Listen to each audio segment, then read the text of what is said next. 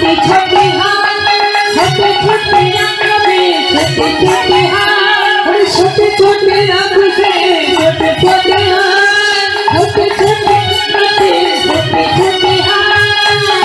अच्छा যারা মাঠে গরু চড়াতে যায় তাদের হাতে কি থাকে গো? পাঁচনি থাকে তাই তো? হ্যাঁ সমস্ত সখাগণ গাছে গোঠে তাদের হাতে কি আছে? তাদের হাতে ছোট ছোট লাঠি আছে ছোট ছোট সখা তো তাই ছোটি ছোটি লাঠি ছোটি ছোটি হাত। কিন্তু গোবিন্দের হাতে কি আছে? হ্যাঁ বংশী। গোবিন্দের হাতে কিন্তু লাঠি নাই গোবিন্দের হাতে আছে বংশী।